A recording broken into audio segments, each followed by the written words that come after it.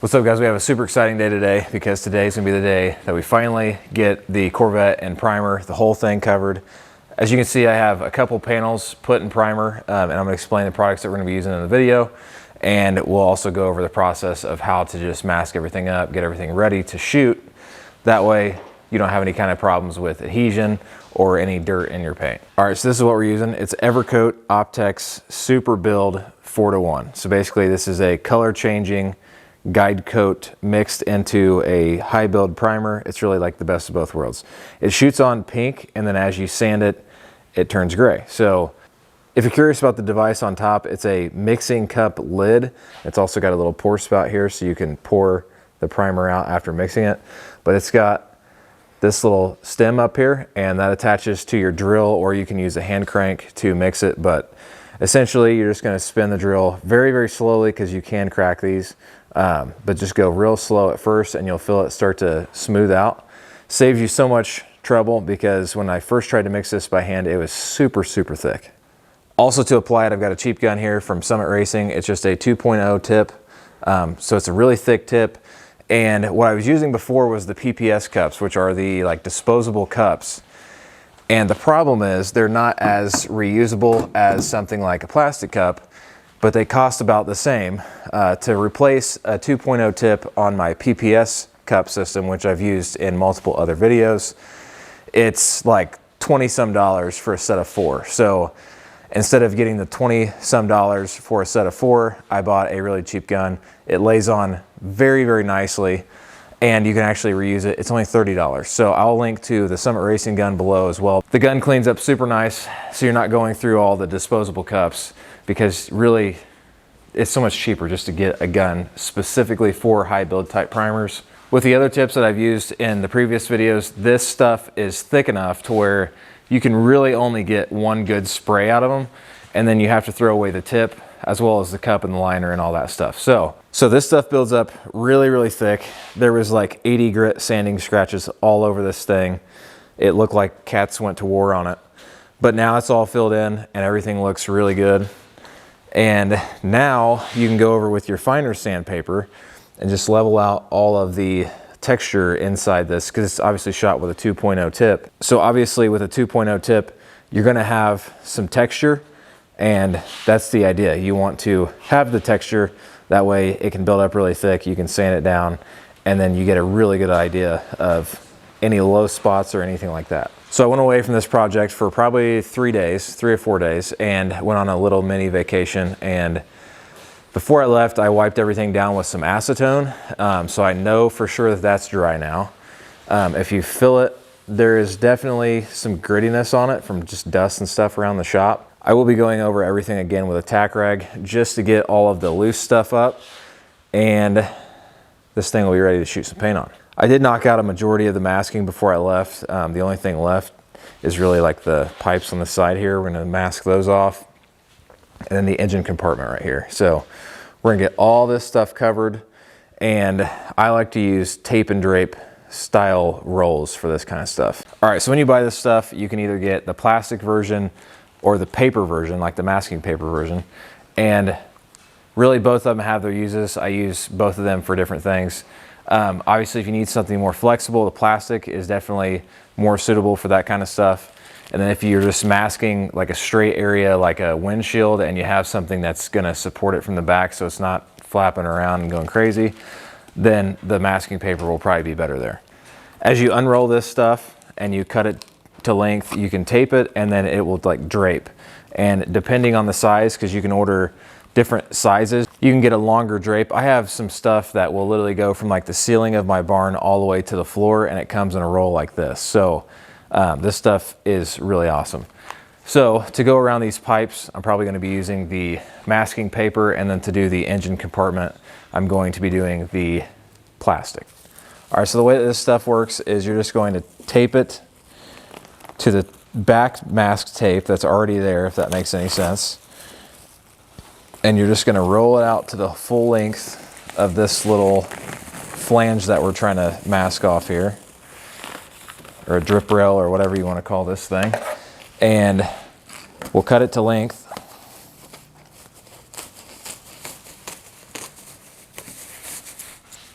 Okay. So then you can take this plastic and you can drape it towards the center of the car, and it will actually go a decent way for you. So just unfold it all and then drape it towards the middle like that. And then we'll essentially go all the way around this engine compartment and just make sure that all of our gaps are covered. And we'll put that on a time lapse because obviously that's going to be a very long process of getting everything properly masked off. But whenever that's done, we're ready to spray some primer.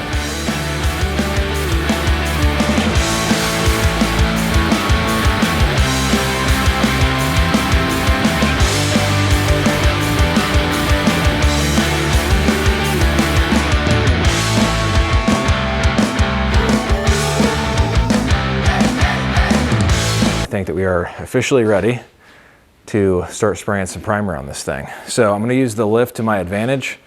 If I am spraying lower on the car, I'm going to lift the vehicle up just to make sure I'm getting full coverage down here. And then if I'm spraying up high, then I'm going to obviously lower the car down.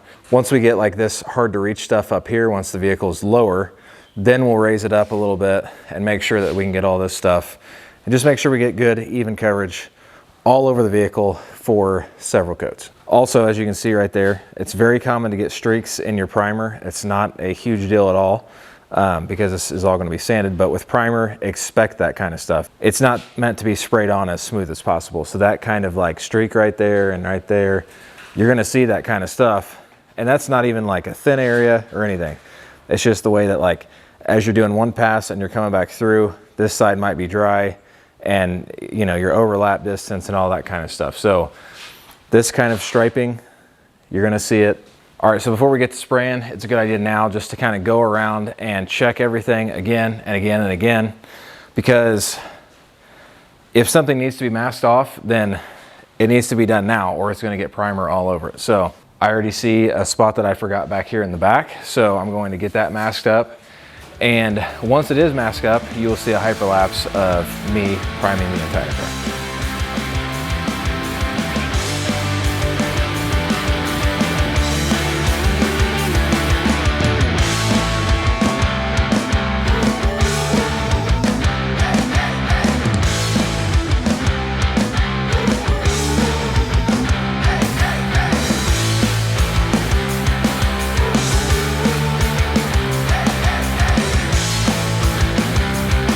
All right guys, so I've got everything in primer, and I think I ended up putting 2 coats on most parts of the car, and then on some of the more problematic areas that I wanted to like really smooth out, I ended up putting 3. That way you're getting a thicker build and you can just kind of go through and correct some of these body lines and stuff like that. So overall though, I think it turned out really good. I had a couple little issues with the gun that I purchased from Summit, just trying to figure out the settings on that, but I ended up getting it dialed in. I ended up switching back to the 3M AccuSpray just to finish out the last coat. By that point, I already had all the thick stuff built up, but it just started to clog the tip a little bit, and then it just started becoming a dripping mess. So this is kind of the biggest step in the priming of this. Obviously, like we got to do the door jambs and stuff like that, but I wanted to get everything shot with the doors on it. Just to make sure that we got a nice line going through here, and so far everything looks really good. I feel like this door gap is looking awesome. So all right guys, so we're gonna give this a whole day to dry, and then we'll be back out here and be sanding everything again, and kind of over the whole process of sanding it and getting the car prepped. There's not going to be a whole lot of videos until the time where we are actually spraying this thing with its base coat. So, and real quickly, I have had a lot of people asking lately about what I do for dust out here. We are kind of in the talks of like building a new building for me. I mean, it's still like a year away, but the idea is to have a nice place designated specifically for painting, and it would help tremendously. But really, it's just a lot of cleaning. I have to go through here and vacuum like several times a week, and I have to go through here and, you know, like use a leaf blower and try to get all this stuff out of the barn. And then I'll go through and wet the floor down and stuff when I'm painting. All right guys, so I've got a lot of sanding left on this 67 Vette. but we are so close. I mean, it's so, like, this thing has really, really come a long way since it came in with those ugly stripes or ugly flames on the side with the nasty brown paint, which is still right here. But it's come a long way, and I'm very excited to get this thing in some color.